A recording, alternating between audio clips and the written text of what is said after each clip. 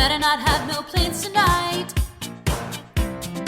Movie time and it's feeling right. You're looking for a love that lasts.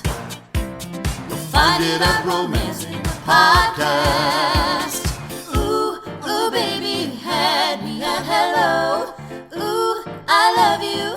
I know. Ooh, ooh, baby, you're the wind beneath my wings. Ooh, I'll have what she's having.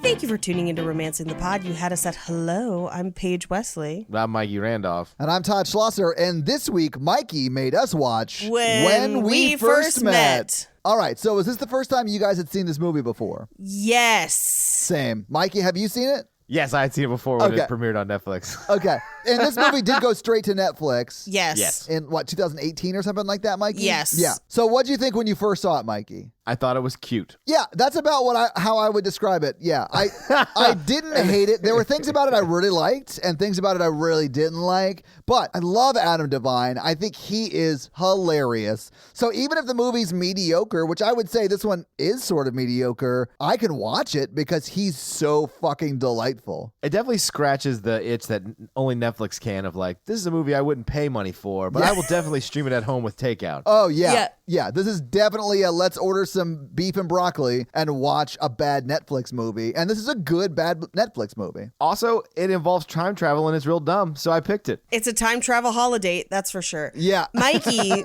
in watching this movie, why didn't you just pick Groundhog Day? I don't want to pick that yet. I'm only picking bad movies. Okay. Okay. Controversial take. Why didn't you pick Groundhog Day? No, I'm just joking. I like Groundhog Day. I went into this with very low expectations. Same. I was thinking time traveler's wife, Age of Adeline level problematic storylines. And what I instead got was holiday and a pretty good movie. I liked this movie. Yeah. And now admittedly also, I have been a card carrying Adam Devine fan since Workaholics days. Yeah. So I am biased. I am the audience for this movie. Yeah. I did think it was pretty serviceable. I like Adam Devine too, and I was like, yes, just let him chew the scenery. You know what I'm saying? And he does. And he's great. Yeah, he does. I think the first thing I saw Adam Devine in was Pitch Perfect. And he's not even one of the main people in that, but I was like, oh, I like this guy a lot. He's hilarious. And then people told me about Workaholics and I checked that out and I was like, oh, this is amazing, you know? I have been watching Workaholics since season 1. I am like a Workaholics OG. Yeah. Actually, we used to watch their web videos before that. Because they had they had tried to make Workaholics on their own, like on YouTube. And so if you're a super Workaholics fan, you can go watch like the YouTube show, like Proto Workaholics, which is very interesting too. That's awesome. But like, yeah, I like Adam Devine for a bunch of reasons. Super funny. Yeah. Super hilarious dude. Nice in real life the one time I met him. And also, he's like good looking enough to be in movies, but also regular looking. Yeah, he's like attainable but attractive. Yes. Yeah. Yeah. I get that. Like me. Absolutely, Mikey. Yeah. He is kind of like you, Mikey, but you believe that he coasts on charm a lot. That checks out more. Yeah, I bet even if he wasn't like a famous comedian, actor kind of person, he'd be doing fine wherever he landed because I bet in real life he's super charming. Yeah, absolutely. And so I believe him in this kind of a role. Yeah, if same. that makes sense. Yeah. And it honestly, this is one where I was like, man, I wish somebody made this as a real movie. Because I feel like they would tighten up the few bits that needed work. Yeah. And this would have been a decent romantic comedy. This is too good for Netflix is what I feel like. Yeah, and honestly, they clearly spent some money on this, and I will reveal the budget to you when we talk box office, but it has a pretty big movie budget. I mean, as far as this type of movie. I liked it. I liked him. He was charming. I liked all the side characters. I liked the premise. It could have been tightened up and a little bit better, but to me, this and Always Be My Maybe are like my top 2 Netflix romantic comedies. Like go to? Stream. Like you bring a girl over for some sweet amore that you just want to watch the first 15 minutes of something and you're like, hey, I really love the first 15 minutes of this movie. No, if I'm going to do that, it's going to be The Dark Knight and it's going to be the robbery scene at the bank. Ooh, yes. He's breaking in there like I'm about to break into there. Just call my dick the bus. Because it's yellow. Because it's yellow and it's full of clowns. And then after the Joker kills everybody else, I turned to her and I was like, he told me I had to kill that P word.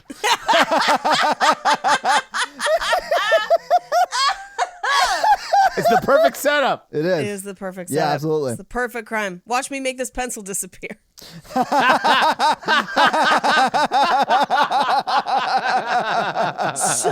I guess we'll get to it in the movie when we get to the ending. I actually love the ending of this movie. Same. I was going to bring that up. I really love it. I did too. At a certain point, I was like, how are they going to wrap this up? Like, what's going to happen? You know, like, how does this work? And the route they choose to go for the ending of this movie, I was so happy. Me too. So happy. Right? They could have screwed it up in so many ways. Well, I feel like this type of movie is hard to do, right? Because there are just so many pitfalls with time travel movies, right? Like, do you fuck your mom while she thinks you're Calvin Klein? Like, there are so many problematic places you could go. Do you go groom your future wife when she's a child? Here's the other thing. This is one of the only movies, I think, where we have seen someone react the way a person would react when they find out time travel is real. Yes. Absolutely. Because first of all, he's like, holy shit, time travel's real. And then secondly, he's like, I can't tell anybody. No one will believe me. They'll think I'm crazy. And so like, when I saw that happen in this movie, first of all, I laughed really hard, but I was like, yes, thank you.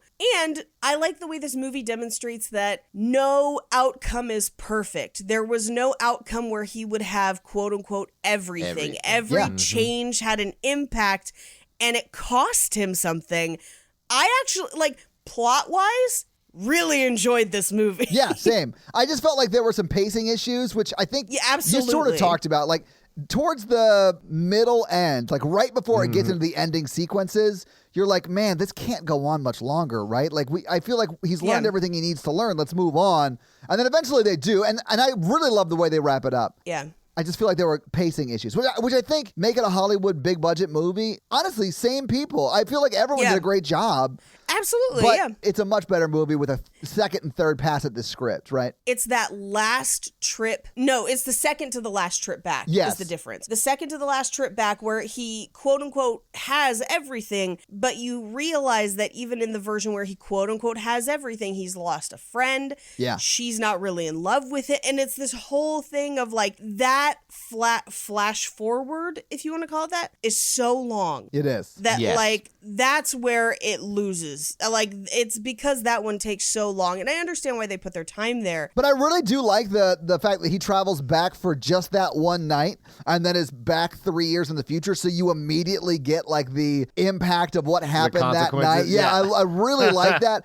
So it isn't exactly like Groundhog Day, which I like Groundhog Day type movies, but I also like when they change it up a bit, which this movie does. But yeah, do you guys want to like jump into it and walk through it as we talk about it? It's more of like a lake house time travel, but he goes through the mailbox. Yeah, not just his dick, his whole body. Right. But the photo booth is the mailbox. Yeah. Right. Yeah. So the movie opens on November 1st, 2017 at Avery and Ethan's engagement party. We don't know immediately that that's who it is because we kind of enter through Adam Devine's flashback where she's giving a speech and is like, it's the night we first met 3 years ago today. The shot is like setting it up that it's her and his like engagement party, that he is Ethan. We come to find out after the first flashback that he's not, but yeah, but we flash back to October 31st, so Halloween 2014, and we see what will become our touchstone for the rest of the movie. It's this Halloween party where everything kind of has to play out in a certain way, and that impacts how the future goes, essentially. So he's dressed as Garth from Wayne's World,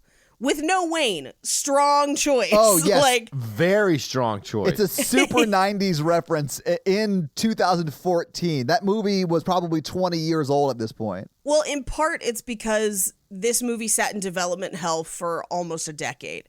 So that's part of it. Okay. But also, clearly, whoever wrote this movie has such an intense love for the 80s. It like, A, I think that's why this movie is basically Groundhog Day. Yeah. But B, all the references of what is quote unquote cool are 80s based. Yeah. Because he's dressed as Garth. She's dressed as Gina Davis's character Dottie from A League of Their Own, and they kind of immediately hit it off. And this is where we find out that this is Noah and Avery. It's not Ethan. And they're just kind of sitting by the pool, getting to know each other. She's decorating a pumpkin. And they're just kind of shitting on other people at the party. Like, look at Grumpy Cat and Where's Waldo making out by the pool, and then they fall in, and then they keep making out. Grumpy Cat's a reference that has aged very poorly. Just like that cat did. It had a condition, Todd. It did. It's very sad, actually. Like, I really did enjoy Grumpy Cat. Yeah, it had sad-itis. It had seasonal affective disorder, Mikey. It's a real thing. Look it up. Yeah. I am definitely aware of mental health disorders. Thank you, Todd. It made me grumpy. Oh, I love it. But I love that Adam Devine's like, everyone's going to jump in the pool now. And you just have one guy go, woo! And then look around like, oh, we're not doing that?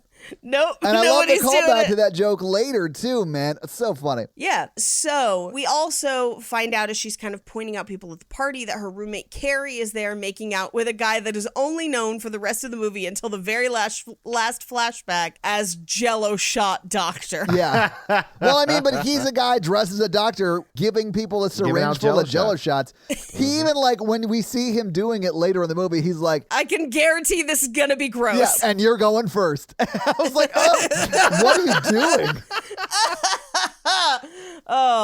Jello Shot Doctor is so funny. Yeah. Even when years after that Halloween party, they refer to him as Jello Shot Doctor. So fun. Anyway, he basically is like, do you like jazz? Do you want to get out of here? They go to a jazz club where he works as a pianist. Yeah. Don't laugh at that word, Mikey. Pianist. No, it means you play the piano really well. I watched that Adrian Brody film. Cool. It's real sad. So he plays the piano, but what is really, really funny, and this happens multiple times in this movie, clearly no one who is depicted as being able to play the piano can play the piano, because every time it happens, they separate the cuts to completely different hands that are absolutely not Adam Devine's hands. And then even later when Carrie plays the piano, it's not her hands either.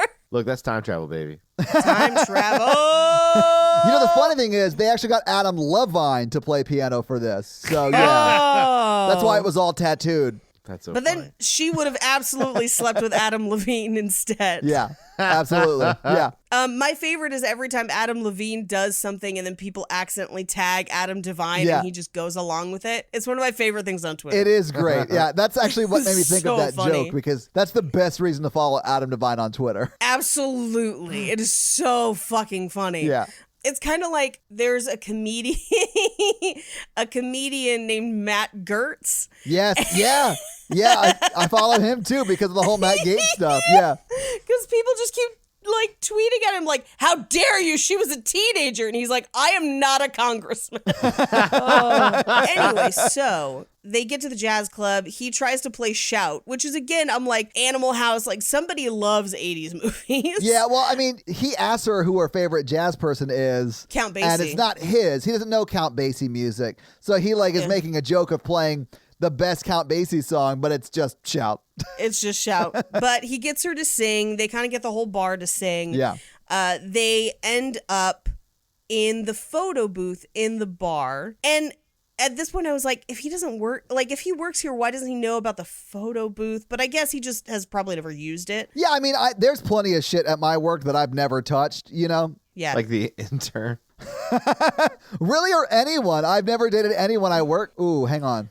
Except one time I stuck my dick in that copier. Does a one-night stand count, Mikey? Wait, Yeah. what? I did have a one-night stand with someone I worked with, yeah. Work with currently or worked with previously? I didn't know you and Chris were that close. No, I mean, she, as far as I know, she still works for the company. She is not in the Nashville office, though. And this is years ago before I met Natalie, to be clear. But yeah. Like, she was in town for a week for some training and stuff, and, like, we really hit it off. Like, if she was in town, I would have dated her. Like, but, you know, she lived in, like, fucking Lancaster, PA or something. So, like, it didn't happen.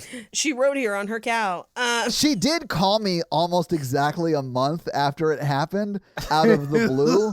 And I was in my office and Chris was in my office and he saw her name come up on the caller ID on my phone and he goes, oh, that's going to be a fun call. And it was. Was she mad? No. We just had a really sweet conversation about how I was honestly freshly out of a breakup. So was she. And it was like a very nice, like, hey, I know that we can't date because we're both geographically undesirable, but you showed me that I am desirable and that I can, people will want to be with me. It was actually a really sweet conversation, but I was very terrified to answer the phone at first. Oh, yeah, I understandable. was like, we use protection. I don't know. Like, this can't be what I think it is. Nice. Anyway, so they take photo booth pictures together. They listen to the film developing.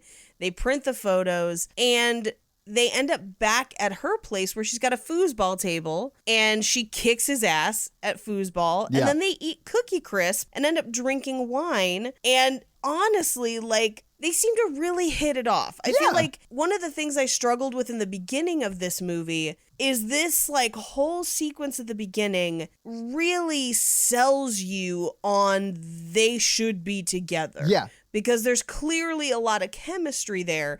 And he ends up going in for a kiss, and we cut back to present day, reveal that she's with someone else. Yeah, she's with Ethan, right? Yeah, she's with Ethan. Damn good looking dude, too. Yeah. But I do love that there's one of the flashbacks flips their roles. Yes. And I thought that was super interesting. Me too. I like that a lot too. There's a lot that this movie does that I actually really do like. But to your point, Paige, I really don't love that they set her up as like someone who just friend zoned him when they actually did have a lot of like romantic chemistry at the very beginning, when really they had a friendship chemistry, which happens. The end fixes it for me. Yes. To be honest. But for the first half, you're like, why? Like, why doesn't she like him? They clearly have so much in common. Yeah. And what we will find out later is that they don't have as much in common as he thought. I like that, Me too. reveal. I all love those that things. reveal. Yeah. Anyway, so he is downing champagne at their engagement party.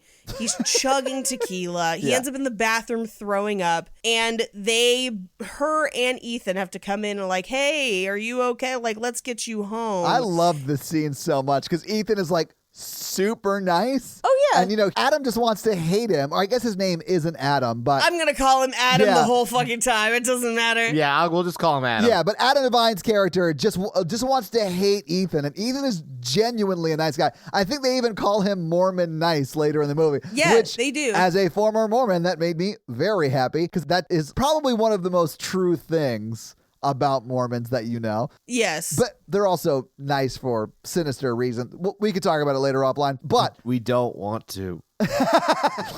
That's fair. But he brings in saltines, and he's like, Yeah. here's like a And then vitamin water. Yeah. Yeah. And then Adam Devine's like eating them as like they're loving on each other. And I love the shot where they kiss. They come apart, and he's like shoving a saltine in his mouth, like smiling. It's so funny. And he's just drunk, and I loved it so much. I do like, he's drunk a handful of times in this movie, and the second he gets drunk, he is Adam DeMamp from Workaholics. Yeah. Like, there is just, like, we go from whatever this movie is back to Telemericorp, and he's just like, get amped on DeMamp, and you're just like, oh, yes, this is what I wanted. I love that Ethan's not a bad guy. Same. I love that no one in this movie is really a bad guy except for Jello Shot Doctor. And even he's not that bad of a guy. We just don't know him, or whatever. But I think it's really important for what this movie kind of is trying to say at the end, where it's just like, hey, you'll find your person. And it's like, they're not evil for being together. He's not a bad guy. He cares about her too.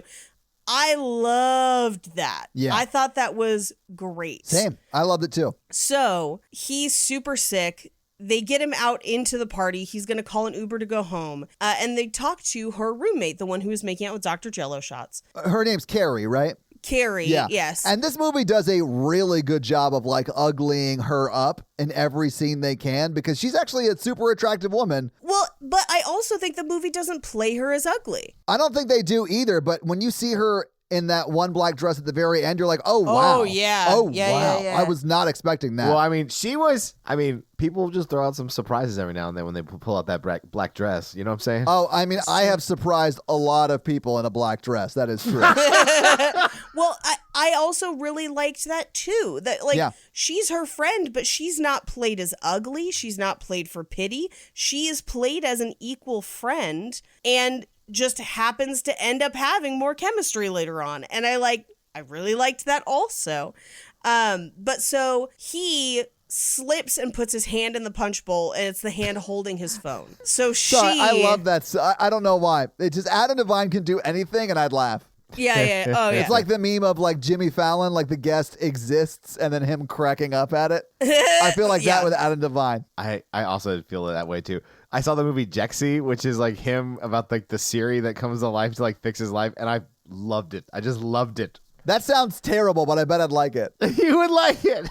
I didn't see it, but I was really curious. Holy shit. I know what movie I'm going to pick next time. Oh, I think I already know. Mm-hmm. It's terrible. I did see Game Over Man, which is the Workaholics movie. Yeah. Which is not a good movie. No. But one of the things they do in that movie that I love is they make Shaggy sing It Wasn't Me at gunpoint.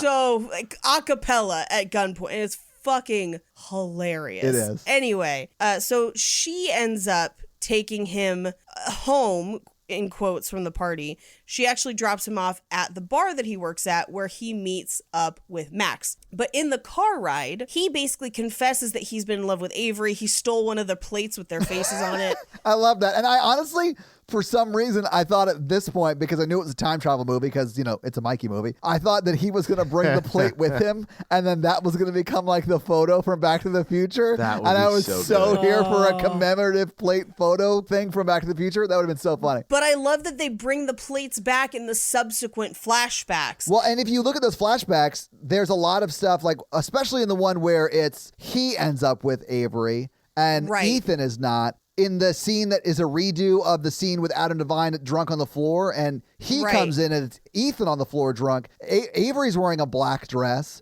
Yeah. She's the big spoon in the plates. So, like, things are wrong. Like, visually, things are wrong. I thought that was an interesting choice. Yeah, it's very interesting. I like that the plates are in every flashback, and every time somebody holds one up. Yeah. And it's different. Yeah. And you're seeing the different plates. If you're wondering in fun facts how much it costs to have custom plates with your picture on them, you're welcome. Stay tuned. I did look that up. I think we should get Romancing the Pod custom plates. They are way cheaper than I expected. Oh, this is great news, Paige. Oh boy. They need to be microwave safe because Todd can't cook. Let me check. Hold on. For decorative purposes only. Well, if I can't eat off your faces, I don't want them. You can Okay. eat off my face. I don't know how to feel about that joke. I'm gonna mama bird you. Oh, just chew my food for me, Mikey. I'm going to really love listening back to that when I'm editing this podcast. It's carrots.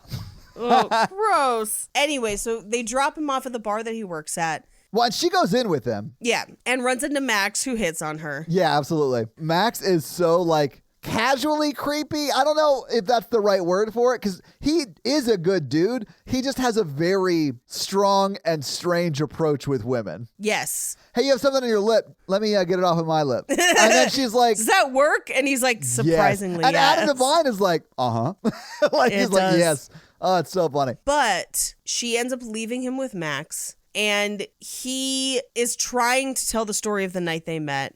But we find out that at the end, where it looked like he was going to lean in and kiss her, she hugs him and says, "You're so awesome. It's so nice to have a good guy friend." Yeah. And he says, "I never knew what went wrong. I thought I'd have a second chance, but then the next day she met Ethan." And we cut to that flashback where Ethan is essentially a shirtless centaur unicorn hybrid. I think he has wings. I think he's a Pegasus. Like, he Pegasus? literally is like a Pegasi, but like a centaur version of that because it's a human torso up. And then when he reaches up and grabs her the Cookie Crisps, Yeah. because that's why they met. He ate all her Cookie Crisps the night before, and she had to go to the store to get him, and that's where they met. I love that she touches his chest, and he like looks away. he's like, huh. It's so funny, man. And I love that when they come back from that flashback, Carrie just says, "Your recollection seems accurate." And this is where they call him Mormon Nice. Yes, yeah. But he says, well, that night she said I was cute. And she's like, yeah, my little brother is cute. And he's like, you get it. And he's like, yeah, I get that you have sexual thoughts about your brother. And she counters with, you were never going to be that guy. It's time for you to move on. And then this is where Max says, you got something on your lips. Let me get it with mine. Yeah, so nuts. Yeah.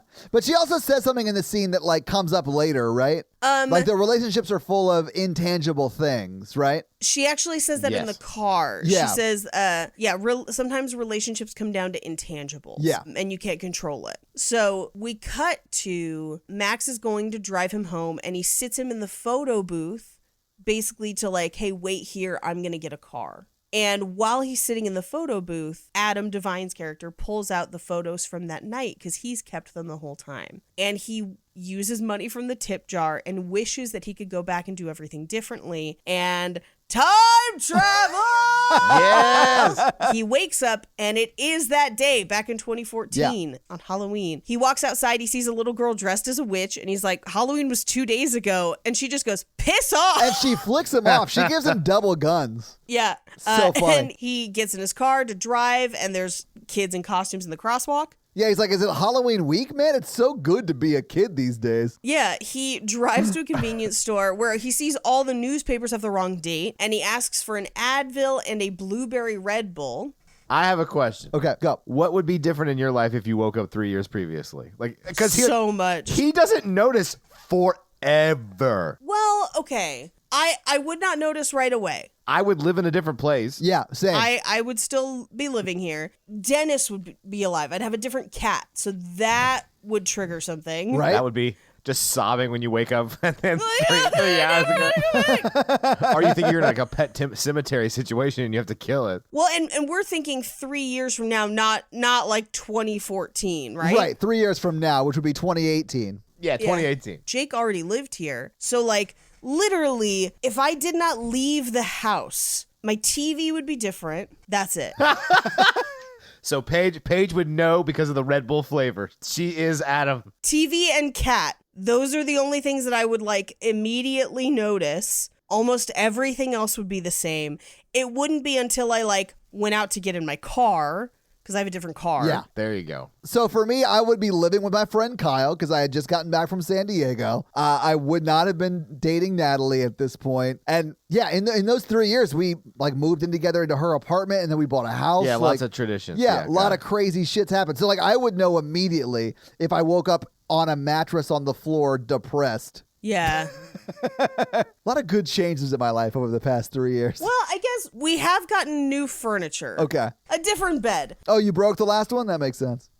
We did. Yeah. Good on you, Jake. But also it was a full-size bed. Yeah, okay. I have a king-size bed with Natalie, and it's not enough. Yeah, now we have a king. But we have too many animals to sleep in our bed. But yeah, because Jake moved into my apartment and I had been single for a long time. So I had a full, because I'd lived in studios. So you want like a smaller Yeah, bed. you don't want a big bed in a studio. So we slept on a full bed with my mattress from college for like 2 years. Wow, okay. Yeah. What about you, Mikey? Different place to live. I think it was like 2 jobs ago. I think, I would work in a different building. I'd have a different iPhone. You'd be dating somebody different. I wouldn't be dating anybody at all. Yeah, same. I have the same job.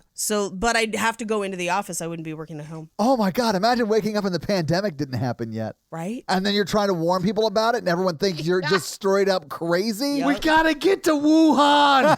Yeah. What's that guy screaming about? He really likes the movie Mulan. And he thinks Corona beers are going to make us sick. I don't know what he's talking about. And he's telling us not to fly on Delta Airlines. I don't understand what's going on. Anyway, but he notices because Red Bull doesn't make blueberry yet. That's the difference in his life. That and the newspapers, which, to be real, there were multiple differences. Yeah, the blueberry Red Bull I thought was such a deep cut. Also, I hated that he walked into a convenience store and placed And an asked. order like it was a fast food restaurant. I was like, I don't think you know how this works, Adam. You walk and get it your fucking self and then come pay for it. Like, he's the one guy in this store. He has to man that cash register. Clearly, you guys do not live in a crime-ridden hellhole. No. Because Advil is behind the counter almost always in like a gas station or a convenience store like that. Oh. Interesting. They're definitely not here because I steal them all the time. I mean, depending on where you're at in the city. And also, if you notice in that shot, the Red Bull is behind the counter too. Yeah, why? So for a while, Red Bull had this thing where like it had to be served at a certain degree. Really? Yeah, and so they gave everyone mini fridges. So you'll still see Red Bull mini fridges around. Now they usually keep it in like the cases and the mini fridge, Yeah. but that little mini fridge is behind the counter. Okay. All right. I guess that checks out then. But for people who live everywhere else, I'd be like, this guy's rude as shit. Yeah, I mean, in certain parts of LA, you don't even get to go inside. Wow. Okay. You just have to order at the window. Like That kind of crime sucks, but that also sounds pretty cool. I'm having some mixed feelings about this. I mean, it makes it tough to like figure out what you want because you just kind of have to like look over their shoulder and whatever. Yeah. Like, give me a sour candy. Surprise me. But I think they do it so that he can be near the newspapers. Yes. I'm pretty sure it's just a plot device. It's not a reality, I guess. Yeah. Anyway, so he shows up at Max's work and is like, yo, what's going on? Well, and Max, who is a VP, we've already established in that last scene where they were at the bar the night before, and he Right. is in a cubicle. Like, he is clearly not a VP. In fact, we find out he's Right. an assistant. He's an assistant, and he's trying to get Adam Devine's character a job there so they can be, quote, the Anna and Elsa of corporate assistant game. Yes. Which is really funny. Yeah. That's a really funny reference. I had to check to see that Frozen was out in 2014. I'm sure it Oh, had it to was. be, right? Like, Barely. I think it came out that year. well, I mean, then it would have been the biggest movie at the time. 2013. Yeah. So it literally Yeah, so came it was out the like biggest right movie. before. Yeah. So this is where his boss yells for him to get him a Diet Sun-kissed you shit weasel. The things that his boss asks for are so hilariously specific. I love it. Yeah. Lettuce cups. Yeah, lettuce cups later. But we also find out that he bought a $25,000 watch to do the ultimate form of like dress for the job you want, Yeah. I guess. But out of the window of the building, he sees Carrie's Jeep pull up. And so he runs down there and she is a wedding photographer and she's taking photos for a vampire wedding. And I just So love that funny. she's snapping him. She's like, yeah, you guys will definitely love this in 30 years. I love that too. Yeah, you guys look great. So funny.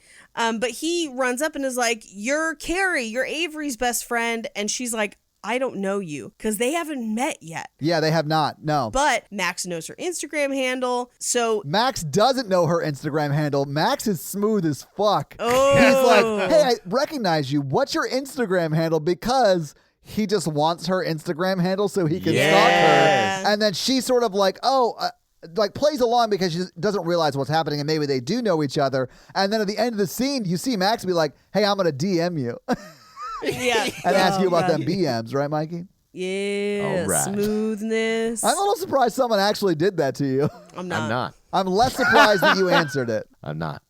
Anyway, he realizes, he's like, oh my God, if you guys don't know me, that means last night didn't happen, which means tonight didn't happen. And I have a chance to meet her before she meets him. And this is where he's like, I just traveled back in time. Like, oh my God. Yeah, he like fully loses his mind, which I loved. I loved it. I loved it. I like the one time he wakes up and he's like, yeah, I made the space-time continuum my bitch, or whatever he says. It's so funny. So he decides he's going to run to the party, but he's going to dress differently. He's going to do it all differently. So this time he dresses as James Bond. He's trying to be Ethan. He's even saying, what would Ethan wear? Like, what would Ethan do? Like, she's clearly Yeah. into Ethan. I need to be Ethan, quote unquote. Right. So he sees her across the party. He does run into the guy dressed as the lead singer of AC/DC. Yeah. And Oh, just so goes, funny. Thunderstruck! Did you recognize who that was? I did. Yeah. And I was like, oh, nice. But then like, Who was it? It's Tony Cavarello. He honestly, the only reason I know that is because he plays Adam Devine's boyfriend in The Righteous Yes. Gemstones. And Yes. man, Oh, he's yeah. so funny in that show. I've never seen him in anything else, although I'm sure he's done plenty of stuff. But he's so good in that show. And I wonder if like he's just friends with Adam Devine. So Adam was like, probably. hey, can we steal you for 2 days of shooting where we shoot all the party scenes? Is that cool? And he's like, yeah, can I be Angus Young? those party scenes were shot over only a couple days. Yeah, that does not surprise Yeah. me. I mean, Yeah. you do shit like that pretty quickly just because it requires so many people. Like there's 100 people in those shots, So you want to shoot that as quickly as possible and at the same time. So he cuts through the party. He sees that Carrie is there, knows that she'll recognize him because he ran into her that morning. So he sends Jelly Shot Doctor to go hit on her. And if you notice, I didn't notice this until the second time I watched it. By the way, watched it 2 times today. Oh my God. Why? I wondered why you have like encyclopedic knowledge of the film. I do this a lot. So I'll watch it midday. Like I'll take a break and watch it midday. And then I'll go back to work and just like put it on my TV in my front room is where I do my work. So I'll work while I watch it. And I realize that helps me like grasp it more, but I'm actually still able to work and stuff. Anyway, so the second time you watch it, you realize that the doctor reacts in a way as if he knows who Carrie is. Because he's like, yes, that makes sense. Because that's his quote unquote like ex-girlfriend, right? Like, right. And it very much seems like it's an on again, off again relationship that's about to be on again, right? Right. Exactly. Well, it's exactly what she explains to him later on that he becomes in that one side plot. Yes. The asshole guy. So he then replays the events of that night, but he seems to kind of have extra knowledge about stuff she likes, stuff she doesn't like. It's almost like he's beating her to the beats of that night. Yeah, he's even like, oh, I forgot to ask you, where are you from? And she's like, what do you mean you forgot to ask me that? We just started talking. Yeah. And he gets her to the jazz club again. He's playing Count Basie. Yeah.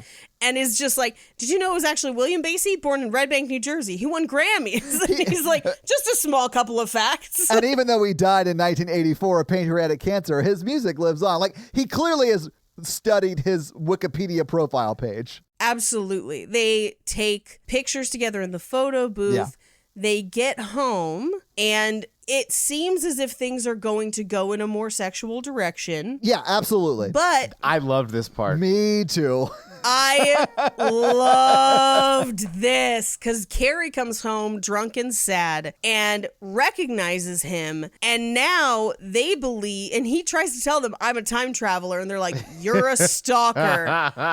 You're a stalker. And then they start yelling rape. And he's like, don't yell rape. Please don't yell rape at me. Paige, I can't believe I'm taking their side and you're not in this. He literally, 100%. He brings up his underwear and then like zips down his fly to show him his underwear. Yes. And then that's when they start getting scared. I think justifiably, but attack him with a tree. That's that castle doctrine. I was laughing my ass off because of course you would think he's a stalker. Yeah. Like, that is the only thing they can rationally believe in this moment. So they're hitting him with the potted plant. I love that when she first hits him, because Avery is like, she's yelling at Carrie to like, help me, like hit him, do something, because she's like frozen in fear or whatever. And then you hear Carrie go, don't touch her asshole. And Adam Devine turns around like, don't touch her asshole. And then he gets hit right in the face with that. It is a legit tree.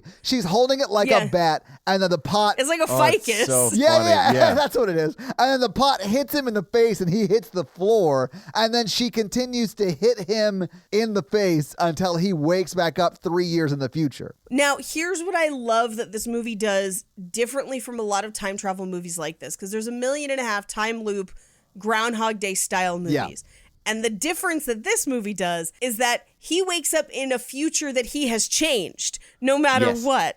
So now he wakes up 3 years later in the future where they beat him nearly to death with a potted plant 3 years in the past. But he doesn't know that. He thinks he had a bad dream. That. He literally texts Avery, although it didn't go through to her because the guy's like, new phone, who dis? And he's like, sorry, I'm going to come over and apologize. And he gets up and you even hear him say, I guess it's an apology day. Yes. And that is something that someone who drinks to the point of doing stupid things has every now and then. That's also someone who just does stupid things has. Yeah, and listen, I've had many apology days throughout my life. Never drank in my life. So yeah, absolutely true, Mikey. So he shows up at the house, and the immediate reaction from Avery is to call Carrie and just say, oh my God, he's back. And then they try to hit him with a tree again.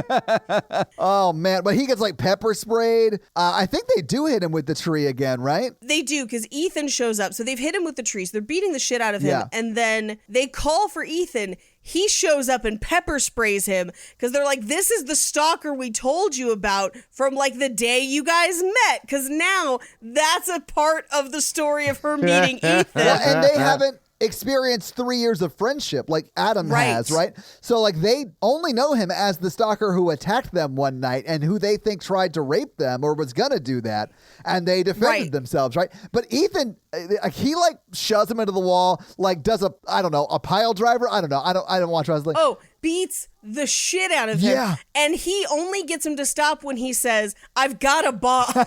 Well, because Ethan's like, you're crazy. He's like, I am crazy. I have a bomb. And then he's like, I love Ethan's reaction to that was like, he's got a bomb. And he gets up and like runs away from him.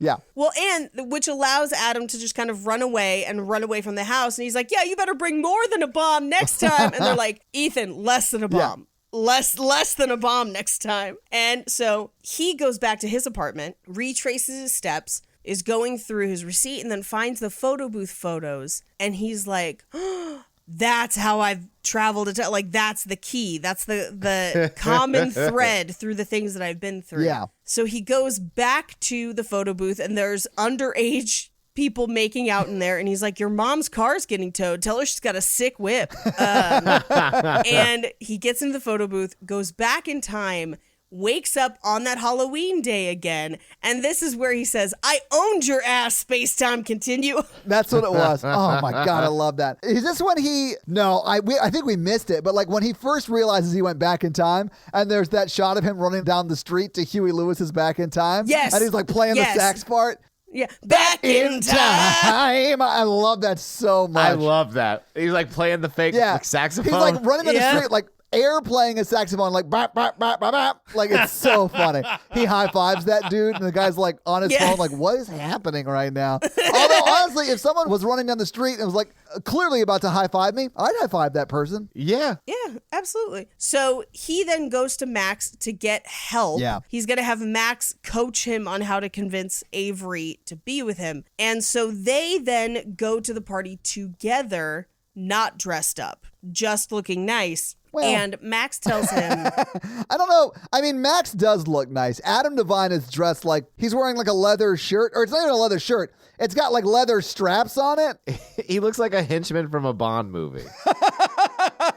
He went from Bond to henchman in 2 different nights.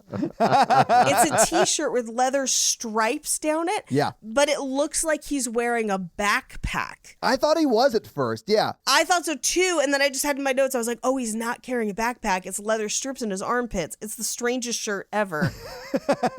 But it is like if the flashbacks or if the time travel back in time took place in like 2009, he would have been wearing an Affliction t-shirt. Like it's that sort of thing, right? Yes. It's to like make him appear like a tool. Yes. So Max tries to coach him on like how to get a girl. And so this is where he gets the like, hey, what's up, girl? Like try that. And Adam Devine is just squinting like a crazy person, like, what's up, girl? Well, because Max is like pretty confident, pretty cool. He does it very well. Like the whole, what's up, girl? Like that whole little laugh. And then Adam Devine, Max even asks him as he's doing, he's like, are you trying to do a Joker impression? Because he does sound crazy. Well, because he's and it's a visual joke on an audio podcast. I apologize, but it's this.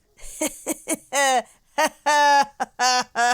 you're like, what are you doing? You're scaring people. Dude, when he has him do it again, it's so awkward. And it's one of those things that like, if I did it, it probably wouldn't be that funny. But Adam Devine is just so funny. Yes. He makes it hilarious. Yeah, well, it's if you are a Workaholics fan and you haven't seen this movie, but you remember the episode of Workaholics where he is a Southern lawyer. Oh, I've got to rewatch Workaholics. It's that face. It's the like, do you like pool parties, miss? That must be a true thing because I am definitely under oath. Like, it's that face.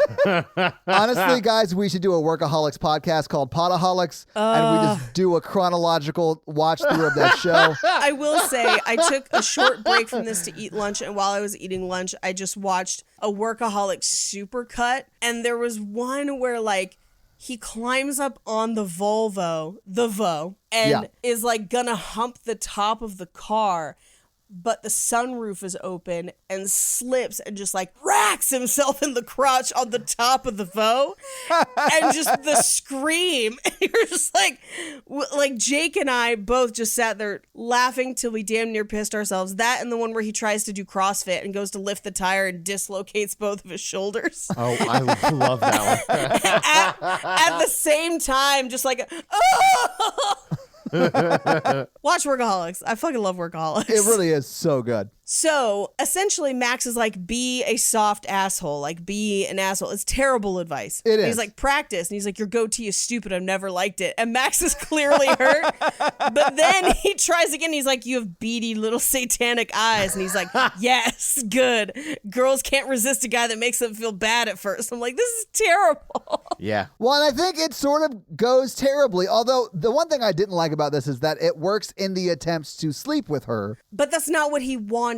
Does that make Right. sense? I liked it, Paige, where he wakes up and because it worked, he's an asshole in the future. Well, but I think even in that future, he's like not happy with how it went because that wasn't the outcome he wanted. Yeah, I feel like that's what he has to give up to be with her, right? Is that he has to be sort of a bad person. And even they're still not really together. He's just like her side piece. And so he kind of sicks Max on Carrie, who we find out at this point is dressed as a Dunkin' Donut. So she's in a Lakers uniform with a donut pool floaty. It is a great costume. It is pretty great. And we have that pool floaty. Do you really? Yeah, it's the donut with a bite taken out of it. My favorite is it starts out inflated at the beginning of the night, and then every night when you see her come home at the end of the night, it's deflated. It's deflated, yeah. But so he sends Max and Carrie off, and then he starts talking to Avery, and he's an asshole to her. He drops a slur. Yeah. It's not great. Yeah, he's a bad dude in this flashback. And she's not taking it well. And then he goes, he's like, let me just get you a beer or whatever to calm you down. And he goes to get a beer and then comes back. Wait. Bill Cosby joke. Yes, because he goes to the bar and the guy behind the bar is dressed as Bill Cosby because in between the flashback and present day for the movie, the Cosby trial happens. Yes. I thought about that too. So he takes the beers, he's like, thanks, Cosby, and then walks away. And the guy's just in a Cosby sweater mixing drinks. And it's a hilarious, it's a great meta joke. oh man. To me, it played differently because he's out of jail now. And I was like, oh. Yeah, well, and that's the thing. In 2018, when this came out, he was still in jail, or at least was about to go to jail. And so then, yes, I completely It understand. plays differently just 3 years later, which is sad. It's so sad. Yeah. Anyway, so he's literally just continually being an asshole, gives her a beer. She's kind of trying to get away from him. She's not feeling it.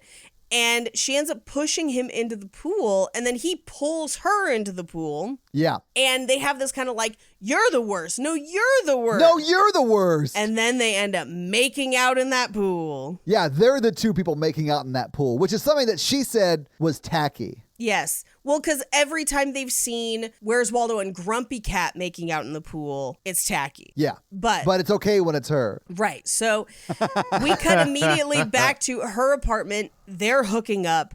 She throws a shoe so that they can take her sock to put it on the door and just shatters glass. We don't know what that shoe hits. We Love never it. address it again. It's so funny. Those are things that I would call on set like a happy accident because it's clear she was just trying to take her shoe off very quickly and she like kicks it off her foot and it arcs away from her like really far. Adam even like looks at it as it goes like in a way that's like, oh my God, can we use that? And then they just added that crash sound effect because you don't see what it breaks. But it is like one of those things where like as a cinematographer, as a director, you're like, oh my God, that's amazing. We can do this with that. Like, I'm sure that wasn't written, but they built a pretty funny joke out of it. I love that kind of stuff. I believe that. And as they walk back to the bedroom, he puts the tree around the corner. Not tonight, tree. Yeah. And we cut to he wakes up the next day, but he has frosted tips. Oh my God. This is I love that so my much. first clue that it was not good. But Okay, I have a confession. did you have frosted tips? In high school, I frosted my tips one time in high school. Everyone had frosted tips in high school. I did not. I've never once dyed my hair ever. Frost yourself, Mikey. Anyway, so he wakes up with frosted tips, but it's 3 years in the future. And he puts his arm around her and is like, oh, because we're dating. And she's like, what's wrong with you? You're my booty call. Oh, he says more than just dating. He's like, because we started dating and now we're madly in love. And she's like, no, that's not what happened. Yeah. No. And then she explains to him, like, no, I just texted you last night because I had a bad day at work and my mom was giving me shit about not finding a man or whatever. So I texted you to come over. We had sex twice and now you have to leave. Right. Oh, man. The good old days. I hated those days, man. No, I did too. I'm like him. I'm like, I'm being big spoon. And she's like, get out of my bed. Exactly. That's what I was going to say. I was like, the worst is when you sort of look forward to the cuddle afterwards, but it's clear that that's not going to happen. And you're like, I guess I'll just go. I had a good time. Oh, or that's how you know you're like in the wrong place because you're like, I don't want to cuddle. Yeah. I made a mistake. Oh, yeah. Her dog ate my kohan. I hope I don't get sick and have to see her later at her job. Amazing. She probably felt the same way. She did. She got you another nurse, Mikey. Do you want me to tell you what she's been up to? She's been traveling a lot recently on Instagram. I don't want to talk about that.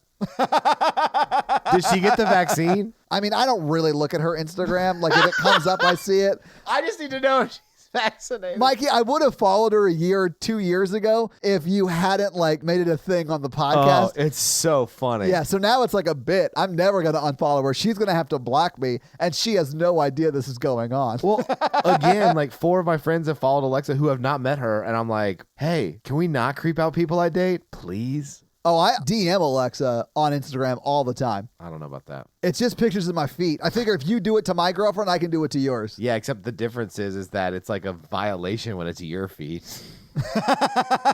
Honestly, Mikey, if you had to compare feet to feet, you do have much better feet than me. Yeah, that explains the conversation she had to me where she was getting random DMs of a corpse's feet. It's not a corpse. It's like the bottom of the Mad Men Mars, like gorilla suit feet. In defense of Alexa, I was wearing a toe tag at the time. Well, that was my Halloween costume. I was just a corpse. So I was walking around butt naked with a toe tag. I'm sorry. Oh my God. I think I'm going to go as Judy from Sleepaway Camp. All right. Well, one of us is going to have to change. Anyway, so she reveals that he's her booty call, and she even says if you weren't so good at sex, this would have ended a long time ago. And he reacts to that the way every man would. Yes, any person should react to that. Sure. I do like how he's like, hey, like, at the same time, let's say like what our favorite position is. Yeah. How about like, I don't know, morning sex real quick? And she's like, no, here are your leather pants. Yes. Oh my God. No, let's time out. There's no way Todd has not worn leather pants. I don't want to. I knew you were going to time out right here. And I 100% did not want you to ask me this question because I refuse to lie on the podcast. That's okay, Todd. I wore pleather pants through a section of the 90s because everyone did. Well, okay. So mine was much later in life, Paige. Oh, no. But I was like on the road as a drummer and I would wear leather pants and no shirt on stage all the time. I would start out with a shirt and then take the shirt off because it would get hot. I was wearing leather pants. Yeah, I was going to say, that seems uncomfortable as shit. Paige, close your eyes. I just need you to picture leather pants, Bigfoot's feet, I was wearing shoes, Mikey. and pasty gray chest hair. Just drumming away. I was like 25 and it's gray chest hair. I know your chest hair turned gray first before anything else. My chest hair isn't gray now. I do have some gray hair on my head, obviously, but like, no. What are you talking about? All of this gray hair that I have. I'm salt and peppery already, man. So is Jake. It's making him look more like The Witcher, and I'm into it. Oh, I know. I actually had a conversation with Natalie because, again, I've never dyed my hair. I was like, should I dye my hair? And she was like, no, don't dye your hair. I was like, all right, cool. She's like, no, professor. Here's a jacket with those elbow things. I will say that I sweat too much to wear leather pants. So do I, Mikey. but when you're on stage, it doesn't matter because you go back and you change out of it immediately. Like, it was really just for the look of it. And then, I would put on jeans. God, but leather pants so fucking uncomfortable. Yeah. I didn't do it all the time, but when we were on the road with like Bret Michaels, like you're going to wear leather pants. You have to. I have so many fucking questions because I watched every season of Rock of Love. Okay, so we went on tour with him after Rock of Love season 2. Oh, 3 is the best season. Well, so we were in between. And the girl who won season 2 was on the tour with him. I met her. I forget her name. Geez. But honestly, Bret Michaels, and I can't remember her name, but Bret Michaels was way nicer than he should have been. Really? Every time we saw him, he was like, hey, you guys all right? You need you need food, anything like that. He made sure we were fed, taken care of. If there wasn't a green room, he would let us hang out in his green room. He didn't really like talk to us, but he was like making sure we were taken care of. Is he bald under that bandana? I never saw him out of the bandana, Paige. And Paige, I saw him in just boxers. And he was wearing the bandana. So that means it's the first or second article of clothing he puts on every day. Oh, man. Rock of Love bus is the best, though. Yeah. but I really have no bad things to say about Bret Michaels because he was super nice to us all the time. He was super hands-off, but very nice. All right. Anyway, so we reveal the full outfit where he's not only got leather pants, he has a leopard print shirt. And then like a polar fleece vest. Yeah. He looks like a member of a boy band in 2002. Yeah. Like, and this is 2017. Like, it's nuts. I really did hate that to code him as a asshole tool, they put him in layers. He looks like Joey Fatone in 1999. And is probably as old as Joey Fatone was in 1999. Hey, don't talk about Joey that way.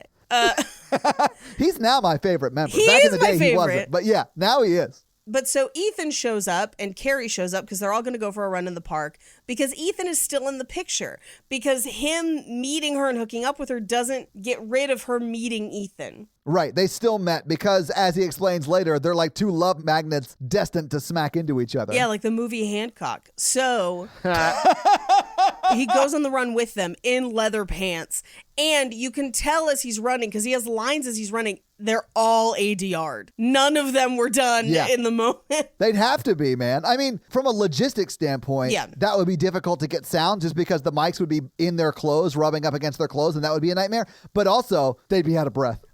He's clearly, here's the thing, he's not in bad shape, but he is struggling. Yeah, Mikey, you're right. He is in real good shape. You are right. But still, he's running outside in leather pants. When I would play in these clubs in leather pants, it would be super hot in there. And I literally, like, I would peel them off of me and, like, the hair on my legs would be, like, gone. Oh, Todd, no. I mean, I stopped doing it immediately after the band stopped. Yeah. I don't even think I have those leather pants anymore. I think I burned them and threw them away. Oh, jeez. Oh, my God. The smell. Oh, that's not something you want to be a part of, Mikey. Trust No. me. How do you wash leather pants, Mikey? You don't. Exactly. It's like the cast iron pan of pants. That's honestly, before the band broke up, I changed to white jeans. That's just as bad, Todd. I know. After Labor Day, though? Year round, Mikey. Year round. This is before they brought in an image consultant for us. Yeah, no duh. I told you guys that story, right? Yeah. Anyway, so he falls, enabling essentially Avery and Ethan to run off together while he's stuck with Carrie as she's like bandaging him with the first aid kit in her truck. And he basically confides in her. He's like, she's escaping with him and she hates me. And Carrie's like, yeah, you're just the guy she sleeps with. And it doesn't make her like herself. I think she literally says she doesn't hate you. Yeah. She hates herself for being with you. Yeah. Oh, man. Ugh. That's not a nice thing to hear. Yeah. But I appreciate Carrie's honesty throughout this entire movie. And she literally is like, she doesn't want to be with you. And he just says, I'm just trying to be the kind of guy that she wants to be with. I do wish at some point someone in this movie said, if you have to be someone else to be with her, you shouldn't be with her. Exactly. I think he comes to that conclusion, but... Yeah. I think he gets there, but I think that's the one thing that I wish someone would have said to him, and they don't. Yeah, because Max has that line of dialogue towards the end that sort of says, you know, fate doesn't exist. It's just a sequence of opportunities, whether you take them or not, you know, you learn something out of it. Like, that whole thing I think was good, but I think they could have added that line right then, and it would have felt like it was in the right place, and it would have, like, really driven the point home. That I do think he has that realization, but no one talks about it. Yeah, and they end up, the two of them go out for coffee and kind of talk through it. And she's like, she wants the home and the family thing. And he interprets that as, I have to be that guy for her. Right. I have to be that guy, the man of her dreams. So he goes to the photo booth, travels back in time, shows up at Max's office to get a job, and he picks out the most generic office, like, casual. Yeah. And it looks like an episode of Workaholics. It does. Even like the cubicles and all that stuff. I was yeah. dying. I was like, he looks like Adam DeMamp right now. Like, and he's Yeah. like with the like male car. I was hilarious. But so he gets a job and quits the jazz club. He still meets her at the party. I love his costume too. I thought it was so funny because he's trying to show her what he wants to give her, right? Right. The Right. American dream. Right? Yeah. I was like, oh man, this is so on the nose, but I like it. Like, that's the right way to do on the nose, right? And when he goes back as Cupid, like, I loved all that stuff, even though it's super on the nose. Well, in this one, this is the lettuce cup scene where he has to go get the boss Yeah. lettuce cups. But B, in this party, this is the one where he's full dad. So he's like, AC/DC guy, you've got the best costume for those about to rock. And like, We salute we you. salute Yeah. you. He's helping out Hulk because there's a guy dressed as drunk Hulk, basically, who keeps knocking into her at that party. Well, and probably everybody else there. Like, Yeah. you can see the green paint on him is like chipping away. Well, and he kind of like sits him down and gets him a bottle of water and is like, Hulk drink, Hulk drink. Yeah. So he finds her at the party and is like, a League of Their Own. And she's like, a patriotic toddler? And he's like, no, the American dream. Hysterical costume. Yeah, he's even got a little eye mask. Yeah, Yes. It's everything. adorable. So they then kind of progress through the rest of the night. He takes her back to the restaurant that he works at, except it's his last night. Yeah. He orders, quote unquote, their most expensive bottle of wine. Sir, that's going to be $500. Actually, they know him there. He says, Noah, that's $500. Yeah. And he goes, can I get your most reasonably priced bottle of wine? They're like, that's still $95. And then he's like, ooh, Yeah, okay. And he has the new piano player dedicate a song to them, and it's Count Basie. And the new piano player already knows her name. Yes. And they kind of cuddle while they're listening to the piano, and then he wakes up on his desk 3 years in the future, where he has now gained some weight because he's older. Comfort weight, as he says. He has a photo of their engagement. The party is today. He lives in this giant house. Yeah. It literally is the same engagement announcement or Yeah. engagement party announcement, but it's his name instead of Ethan. I do like that it remains the same no matter what because it's always her. It's her picking it. Yeah, absolutely. That's why there are plates. Yeah, that's why there's plates. So they're having breakfast and kissing and seemingly happy. This is where she pulls out the custom plates again. Yeah. And he, having stolen the plate of Ethan in that one flashback or flash forward, I guess, Yeah. is very touched by the plate. You can tell he's like, I'm on the plate. Yeah. Like, it's me, my plate. Yeah. He's excited about it. He's like, oh, you're the big spoon. Yeah. Also, we reveal that Carrie is staying with them at their house. Which is a crazy big house. Like, it's a nice place. Yeah, Yeah. you would barely notice. But that she's really successful as a photographer. She had like a gallery opening. And sold all of her photos. Yeah, crushed it. He goes out to his car to go to work, and it's a Porsche, and he's got multiple phones. So we kind of, right off the bat, we kind of reveal that he's a bit of a workaholic. I see what you did there. I did not mean to. I was just like, it is this, but whatever. That's funny.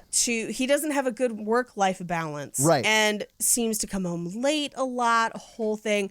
So he goes to the office, and it seems empty because everyone's there to surprise him with a promotion. Yeah. Well, or at least an office. I felt like he must have already been a senior VP. Something, yeah. Because there's no way you afford a house like that. Like, It's just Yeah. business. right. Well, this is one of my favorite because this movie does not dwell a lot on the mechanics of the time travel and the rules of the time travel world. But I love this because it does answer some questions for you without directly asking them, right? Yes. Like, he knows Chinese. And he's like, why do I fucking know Chinese? Like, it's so funny. Yeah. My favorite is essentially every time he goes into the future, he is seeing with fresh eyes the repercussions of what he did 3 years before. Yeah. However, in everyone else's life, he is has been there for 3 years. He has lived through that time and now has to atone for the things that happened, but also has all the knowledge he's gained in that time. So they have I'm guessing a VP from one of their other branches or whatever from Shanghai, and he's speaking Mandarin and like full-blown Mandarin, and at one point it's just like, holy shit, I know some big ass words. Like, but in Mandarin. It was very, very funny. That was really funny. And he's crushing it. Like, the fact that he's blown away by the fact that he's speaking a completely different language is like really coming across on his face. It's so funny. He's so good. Well, what cracks me up is he is speaking serviceable Mandarin, I would say. Probably, yeah. I mean, I don't know. It was subtitled for me, so I have no idea. I have no idea, but it's subtitled. It sounds like it. I hope so.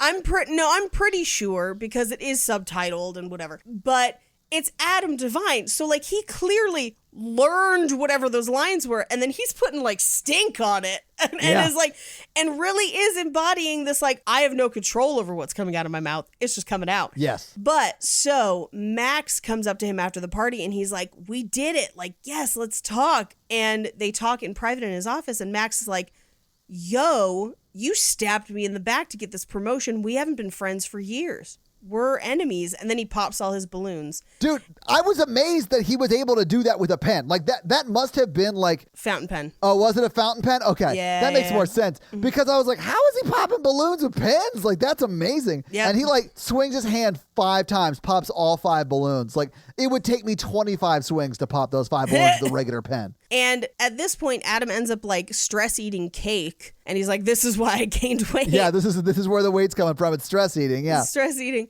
And realizes, because his assistant comes in, that he's booked for the next 3 months straight. Like, he won't even really get to enjoy his wedding and honeymoon. And he has to go to North Carolina and back today. So, like, he's not even going to get to enjoy his engagement party. Like, everything he's working for, he's not going to get to enjoy, essentially. Yeah, he has very poor work-life balance. Yes. So he shows up to the party. He's looking for Avery. He tries to play Shout on the piano, but he can't play piano anymore. Which is ridiculous. The fact that he had a job as a jazz pianist at a bar and now he can't play at all is crazy. Right? Yeah, well, and there's a piano in his house, too. So, like... Well, I mean, I sort of got that because I've seen a rich person's house and I was like, oh, do you play the piano? They're like, no, it just looks great, doesn't it? And I'm like, oh, I hate that you have this much money. Yeah, he can't play anymore. And he finds out that Avery is with Ethan because Ethan is in the same position that he was in at the beginning of the movie. Yeah, and this is that reverse of that first bathroom scene. Which was super cool. It was great. Yeah, I loved it. So he's getting very sick, but he offers to take Ethan home. And in the back seat, Ethan confesses that he loves Avery and that he stole a plate. Which is, I like that they both stole the plate. It's such a fun touchstone. It is great, yeah. But he basically asks, like, what did Avery say? And she said she wished that things were different. Yeah. Which is brutal, but I kind of, like, love it in the story where it's like what you perceived as perfect and everything perfect and working out is not perfect for everyone. This was your dream, but you're controlling everyone else too. And I kind of love that he ends up not liking it. Well, and I think, I mean, that would be a hard life for him to love too, right? Like working all the time, not really being able to connect to the people you love most. Like that would be a nightmare. Like I wouldn't want that life either. So I feel like it's bad for everybody. But I do think at this point he's starting to realize that, okay, I'm having to give up, or the people around me are having to give up something substantial for me to get what I want in this situation. Right. Yeah. And so he comes home, cut to Carrie eating fondue because he drove around all night, basically like thinking about what was happening. And so he says to Carrie, like, why doesn't Avery love me? And Carrie is like, I didn't say anything because I think she cares for you deeply, but it's not love. And she's going to make it work. She's not going to cheat on you or anything. You're a good guy, but like, I just don't think the spark is there. And this is the first time where, because I kind of called it early in the movie that the two of them were going to hook up. I called it at the coffee scene. Yeah, same. I did not catch it till like later on the first time I saw it. I caught it pretty early, but in this scene especially where she tells him the truth pretty much every time. And he just says to her, he's like, I like it when we talk. Yeah, and she says the same. She's like, I do too. Yeah. And he basically comes to the conclusion, like, she should be with the right guy, even if that isn't me. So I have to get them together. So now he redoes the party. He brings Ethan with him to the party to introduce them at that party. I just can't believe that he's never met Ethan. He shows up at Ethan's door and demands that Ethan goes to this party. Like, Mikey, how would you react if we had never met and I just showed up at your door and was like, you got to come back with me to the future? Like, First off, I think we both know the roles would be reversed. That's fair. Yeah. I'd be like, you have to come with me, Todd. We're going to a party in the future. I mean, Mikey, now I would go with you, but if you just showed up at my house. Oh, okay. So if you did show up at my house, was like, hey, I'm from the future. I want to take you to a party. I'd be like, you know what? I got no plans, and this seems like it's going to go somewhere. It's going to be a good story. Yeah, so what we're saying is if a time traveler, quote unquote, comes to your door and says, let's go to a party, you go to that party. Because it's either A, very slim chance, but is a time travel party, but at least you know they've got some great hallucinogenic drugs there. So I'd be like, are you my son? Are you Calvin Klein? So they go to the party, and he kind of overhears Ethan and Avery meet, and he's like, oh, A League of Their Own, and she's like, oh, I've never seen it. And this is our first time realizing she's never seen the movie. I loved it. I loved his reaction to that. He's like, I'm sorry, you've never seen A League of... And like, he just says that, and then as he's leaving the scene, because he's like, you guys need to stay together, there's clearly a connection here, and I'm loving this party, I'm just gonna get away. And he like starts to walk away, and he goes, but you really should see A League of Their Own. I'm very disappointed you haven't seen it. And then like walks away. Well, what she actually says is, my roommate had it laying around. So now we know that Carrie is the one who likes League of Their Own. Yeah. And so he's like, oh, weird. So he ends up talking to Carrie. Yeah, he has a date night with Carrie, really. Well, yeah, in part because now he knows from the last time they talked that Dr. Jello Shots is her ex. Yes. And so he doesn't want her to end up with Jello Shots. So they kind of have a fun date night where they do shots. She steals the bottle. They're making fun of people at the party. They have a completely different night than he has lived at this party for this movie. Yeah. And they grab Ethan and Avery, and all four of them go to the piano bar that night. Yeah. And they all four of them take photos. And it seems like kind of a perfect night because she can play piano. We find out that everything he liked about Avery is actually Carrie. Right. That Avery has kind of put on because she liked him and wanted to hang out with him. And so it's very, very clear at this point that Carrie's the one that he's probably supposed to be with. Yes. Yeah. It's very well telegraphed at this point. And we see Avery and Ethan's first kiss. They get in the photo booth with them and they take a bunch of silly photos. Like in my mind, I was like, oh my God, this is the end of the movie. Like that's what I thought the first time I saw it. And if this movie had been made 15 years ago, this would be the end of the movie. But I'm so glad it's not because I love where it goes after this. I so appreciated this. Yeah. Me too. I love the actual end of this movie. Yeah, because when he wakes up, he's not with Carrie. He's at Max's apartment. And we find out that he and Carrie have fallen out of touch, and she keeps getting back together with Dr. Jello Shots. Yeah, Dr. J Shots. This is where we find out from Max that like fate is tricky, and the next opportunity is what matters the most. So he goes to Carrie's house and is basically like, hey, we're supposed to be together. What's going on? And she's still with Dr. Jello Shots. Like, well, and the reason she's in that black dress is because they're about to go out for a date. And this is also the first time we get his name. His name is Phil. Yeah. And he's like, Phil's a stepdad name. Yeah. Phil's his stepdad name. That's so true. It is. And he's like, where are you going? The engagement party. And she's like, no, that was last night. And he's like, oh my God, because I altered the time travel. So he goes back to the bar to go to the photo booth and it's gone. Yeah. It's been updated with some like new photo booth that's all digital. It reminded me of another time travel Mikey movie that I love that's also problematic. Big. Big? Yes. Yeah. But the Zoltar machine goes missing. But there's no pedophile in this one, so it's better. But also, that's not time travel. He just ages. He That's travels through time in a small area inside of his body to the future. Paige, I have learned that Mikey doesn't understand that just getting older is not time travel. Because Age of Adeline was the same thing, except it's much slower than Big. Mikey's wacky, immortal, aging slowly summer does not have a great ring to it. I don't know. I sort of like that ring to it. Let's get it on a social share and get it out there. Let's do it. Let's do it. Anyway, so he starts getting drunk because he thinks he's trapped in a future where he can't be with either of them, essentially. Yeah. He's stuck in a future where he's alone. But Avery and Ethan show up because they're his friends and they want to see him play piano, which again, I love that the movie posits a reality where not only is it fine for people to end up with the people they're supposed to be with, no one's the bad guy, and they do all end up friends. And Yeah. they support him. They support him. I love it. They bought him that fucking photo booth. Well, and that's what we find out. Yeah. That's a creepy gift. No.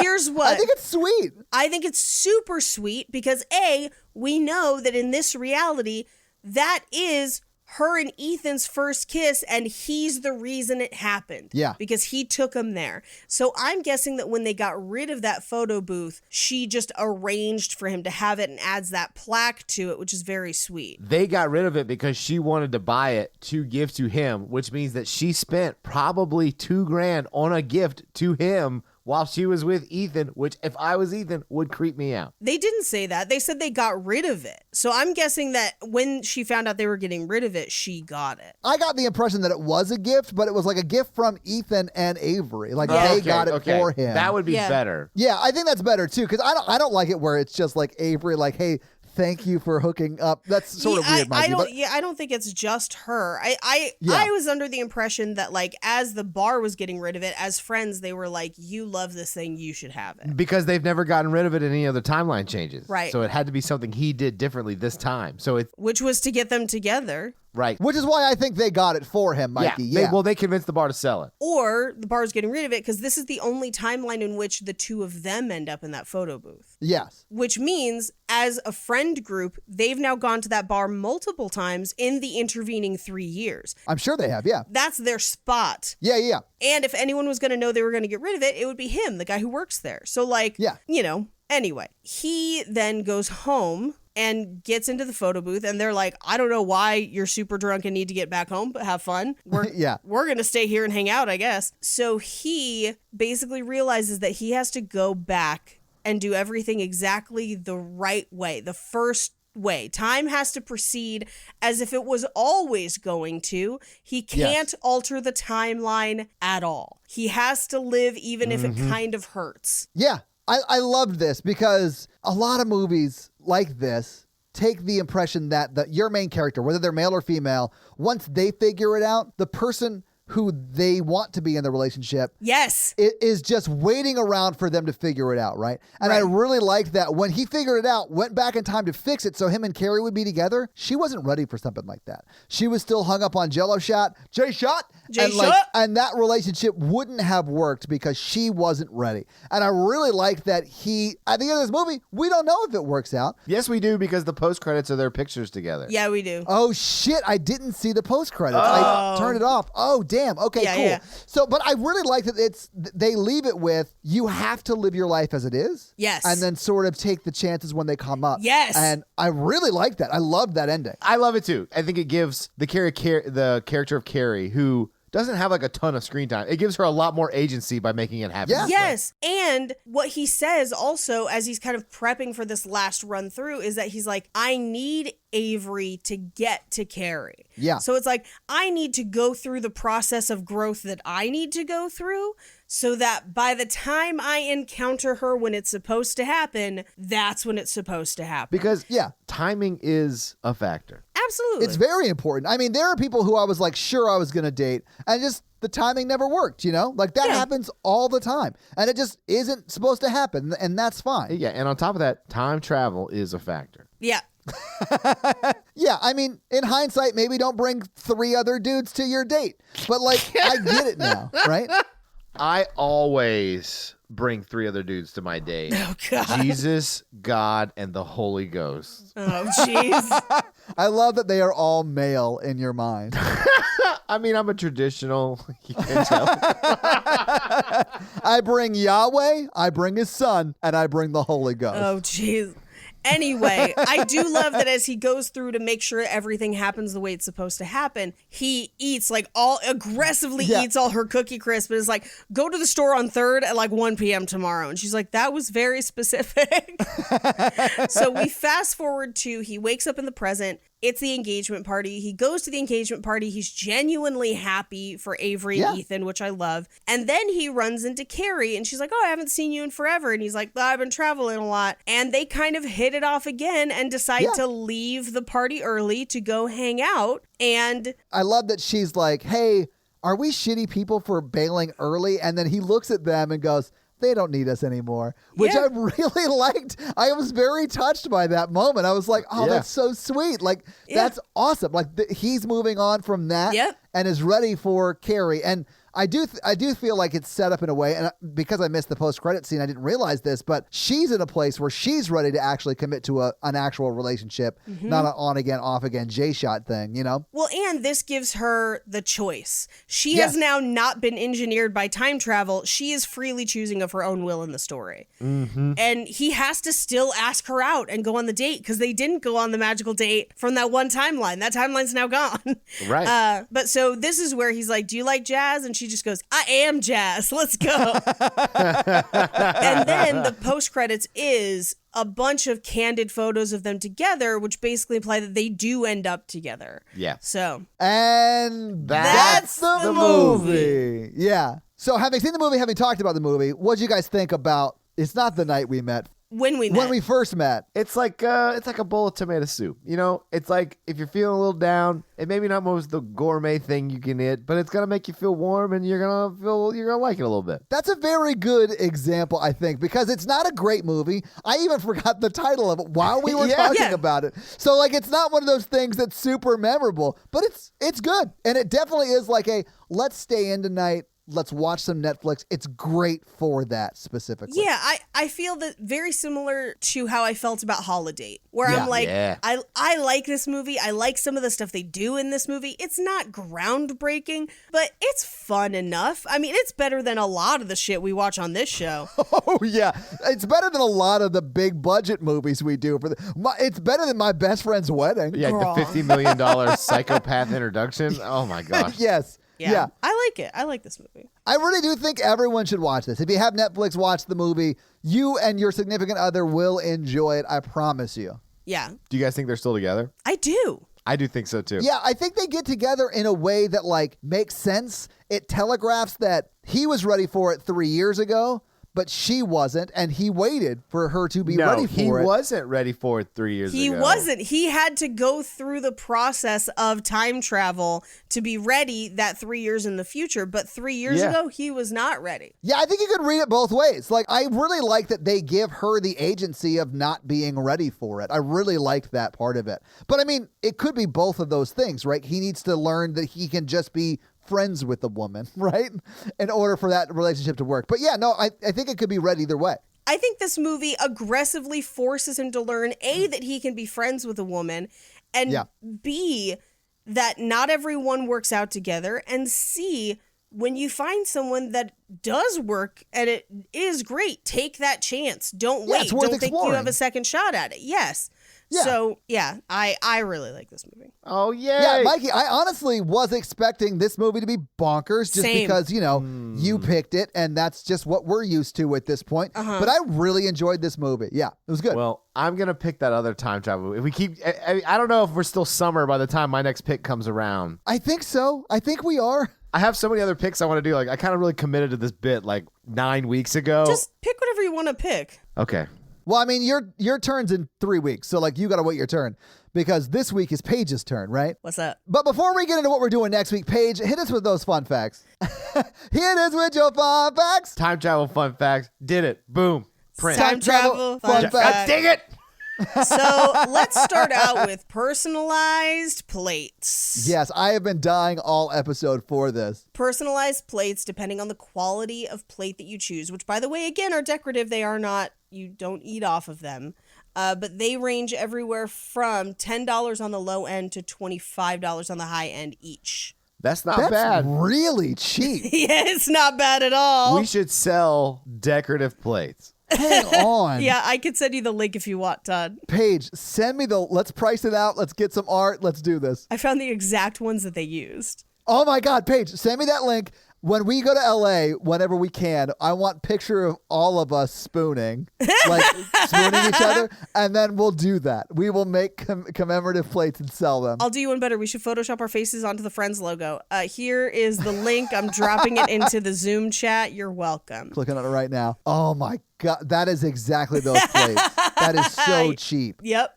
I mean, they don't look cheap, but that's like much. I thought it was going to be like $100 a plate or something like that. No, you know? and they're porcelain. So, like, they are really nice plates, and you can get different borders and stuff. Anyway. Oh, my God. That's amazing. All right. Well, more on this later. Let's finish the episode before we plan our design. Yeah. The movie is set in New Orleans, so I did my real estate calculations based on that. His apartment is older and seems to be very small because he doesn't have a closet or anything like that. So it would be anywhere from $600 to $1,000 a month. Okay. Their house, because she and Carrie kind of rent a house. It looks like they live together in a house that one of them either owns or they just both rent it. Yeah, and that's going to be around $2,000, somewhere between $1,500 to $2,000, which very reasonable. We don't know what either of them do for work except for her wedding photography.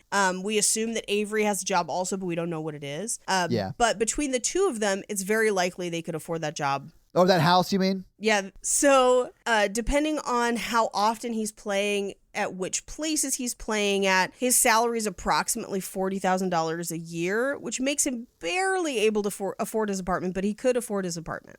Yeah. So this movie spent almost a decade in development hell. And once Adam Devine was cast as the lead, the producers let him rewrite sections of the script to suit his comedy style. I was about to say, this felt like he wrote the movie. That makes way more sense. Like when you said it was in development for 10 years, I was like, there's no way he's been working on this for 10 years. Well, okay, so the producer and the director had kind of envisioned a Tom Hanks style character to play that role, but when they saw him in auditions, and this is like 2014, 2015, and this movie doesn't get released till 2018, and they'd already been in development for a couple years on this movie. Wow, okay. So when he books the movie, it was right around the same time he booked that role opposite of Zac Efron in Mike and Dave Need Wedding Dates, which is a fucking bonkers movie. Oh, we should do that movie. That's a rom-com, right? It is. That movie's fucking nuts. I forgot about that. Oh, that's good. I've never seen that movie, but I would fully love to do that. It is not a good movie. Good. It is a movie.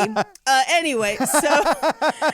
Honestly, the not good movies make better episodes in my mind. They're so fun. That's true. So, but after he gets that role, the people making this movie are like, oh, we're probably going to lose him. He's probably not going to still do this movie because it's a much smaller film. Sure. But instead, he remained in contract to the film and then started fighting hard to get the movie made. So, wow. Okay. Good for him. yes, they credit him immensely with this movie getting made and have said multiple times that without him, the movie was going to die. It was not going to get made. Due to scheduling conflicts for We've Always Lived in the Castle, which I've never seen, Alexander Daddario only filmed for 2 weeks. So Avery only shot for 2 weeks of production. And so to accommodate this, for that Halloween party, they had multiple days of 16+ hour overnight shoots to do the Halloween party scenes. Because it's night there, right? Yeah, you'd have to do overnight shoots. Oh, Yep. That's brutal. So the log line, like the pitch for this movie was 500 Days of Summer meets Groundhog Day. And now here's the thing. Groundhog Day is a fucking classic. You can't touch it. Like, it is a classic. Absolutely. I take issue with 500 Days of Summer. However, I think this movie does things to fix my frustrations with 500 Days of Summer. Oh, yeah? Because 500 Days of Summer has some serious boundary issues where she is allowing the emotional labor, which kind of leads him on, but he also is not listening to her when she is saying that she doesn't want a relationship. And it's all painted from his point of view, where any attempt at her having agency is portrayed as kind of negative until the end of the movie. Okay. He should have took a coworker to a brunch. Yeah, this movie does the opposite, where it actively works to give agency to the female characters. Yeah. I think so too. I really like that. I like not disliking anyone in the movie. And I think that's what helps it be like that tomato soup feeling of like, Yeah. you're not hating on anyone. It's just kind of warm and fuzzy. You know, it's like, it doesn't matter what's happening. There's no terribleness. And I like that. For me, it's why I like to watch the Great British Bake Off when I'm not Yes! feeling well and like having a day alone in bed. Yes. Because like I'm just trying to recover. Because everyone is so supportive on that show. And it's still like a competition. People are trying to win, but they like help each other and they're like super nice. And I don't know. I just really like that vibe of it. So yeah, I agree completely, Mikey. Yeah. From the time that this script was optioned, it took 6 years to make this movie, which is a long time. And factor into that the fact that the script itself, and that's like the first one they bought, Adam then rewrites sections of it after. That script itself took at least probably a year to make before that, if not 2. So this movie took somewhere in the neighborhood of 8 to 6 years from conception to movie. Yeah, that's a lot of time. Todd, you pointed this out, is that the song that he sings once he figures out that he's in 2014 is Back in Time from Back to the Future. Yeah. Well, it's Huey Lewis in the News, baby. Yeah. Yeah. Blueberry Red Bull was not in the original script, but it was something that Adam and one of the producers added during rewrites as a way to signify when the time was. That's a good move, though. I liked it, although I never had Blueberry Red Bull. Like, I don't have any, like, Me emotional neither. connection Yeah. to that. Now, for just some numbers breakdowns, when time traveling to 2014, he goes to 2014 5 different times. He has 5 different Halloween costumes, goes to the piano bar 4 times, plays the piano 3 times, and goes to the photo booth 3 times. Okay.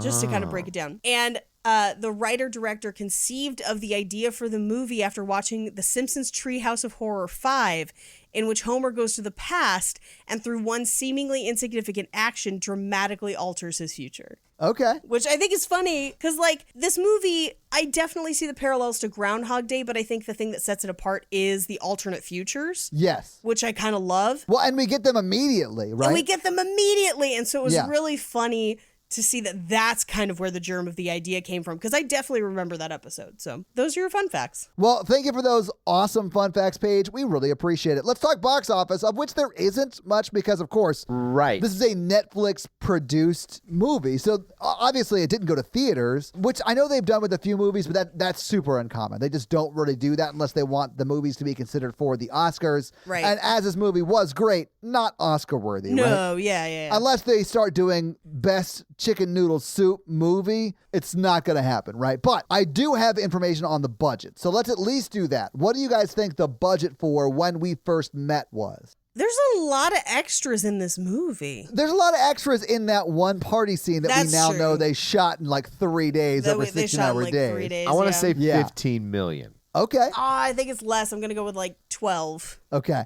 It's even less than that. It's $9.5 Wow. million. I was debating between 8 or 12. Damn it. Yeah. But for a Netflix produced movie, that's a pretty decent sized budget. Yeah. I think it looks pretty good for like 5. I think it looks great too. Yeah, I think they pulled off a lot for 9.5. And I honestly feel like, and this is hard to quantify because I can't tell you how much money they made off the movie, but I'm sure it did well on Netflix. It's a good movie. Yeah, they could have released in theaters and probably made profit. And yeah, probably more than they made on Netflix. I mean, I know it's difficult to quantify how much something makes on Netflix, but Yeah, that's hard. I think this is theater worthy. Yeah. Just like I would have seen Holiday in theaters. Like Same. in both cases, I think they're good enough to have been in theaters and made money. Yeah, but it didn't go to theaters, so we don't have any more information. But the budget for this movie was $9.5 million. But that's your box office. So this week, Mikey made us watch When We First Met. Paige, what are you making us watch next week? We're watching Stardust. Oh, hell yes! I love Stardust so much. I love it so much. It's a great, like adventure, like fantasy romantic movie. It is the Princess Bride of our time. In so much as that it didn't do great in theaters, but has had legs post theaters. Has it? Oh, it has. It's a Yeah, super, absolutely, it's Mikey. a super cult classic. But also, it has that same vibe of very fairy tale love story, not Oh, realistic yeah. relationships, but very much that journey and adventure and insurmountable odds to get to the person you love. There's pirates, there's fighting, like The first time I saw it, it gave me very much Princess Bride vibes, and Princess Bride is one of my favorite movies. So Yeah. we're watching Stardust. I mean, you got Charlie Cox, you got Claire Danes, You got Henry fucking Henry Cavill. Yeah, you got Peter O'Toole is in this. You got De Niro. Fucking De Niro's in this movie. De Niro. I think Ian McKellen's the narrator. Like Michelle Pfeiffer? Oh shit, I forgot about Michelle Pfeiffer, and she's like the main villain. Yeah. So good. Anyway, I'm super excited about this. So everyone, your job next week is to get also super excited. Make yourself some chicken noodle soup or tomato soup and watch Stardust. Yay! And try to not wonder how much better the movie would have been if Henry Cavill had been the main character. No. Okay. I like Charlie Cox a lot Charlie too. Cox does great, and he's great as kind of an everyman. Yes. Henry Cavill's too much of a Dread Pirate Roberts. We needed everyman for this story. Yeah. Paige just wants Henry Cavill to be like, good work today, Miss Wesley, but I'll most likely smash him in the morning. Good night. Good work. Most likely kill you in the morning. Most likely kill that P word in the morning. Yes. As you. That was your answer to the Dread Pirate Cavill? Yeah, absolutely. Well, Mikey, I think you'll love it. I think you'll like it a lot. Although, maybe not. Mikey, I think you'll like I it. remember there's an airship. There is an Yeah, airship. when she said pirates, she meant air pirates. Like they are. I meant gay, fabulous air pirates. Shut your hole. It's great. This is definitely scratching a Final Fantasy itch that I have. Except that you don't have to fish the whole time and listen to weird background music with giant swords. I can't get into it. I've been playing a lot of video games. Can't get into the Final Fantasy stuff. Honestly, I like it, but I understand that criticism you just gave. So, Mikey, do you have a review for us to read? Yeah, I do. Awesome. Because we Whose review just you gonna talked read for this 20 week? minutes about something that got edited out, and I found one when we did that. And now you're making me edit this out, too. Why? Why do you have to edit this out? Why? I thought we were doing no cuts. Listen to what you just said. I don't listen to my words. That's for you to do. You're a dying medium. Yeah. I do have a review from Richie 1979. What does Richie 1979 have to say? Awesome as always. Oh, thank you. It's a short review, but it says, I could listen to these three talk about the annexation of Puerto Rico, and they would make it funny and interesting.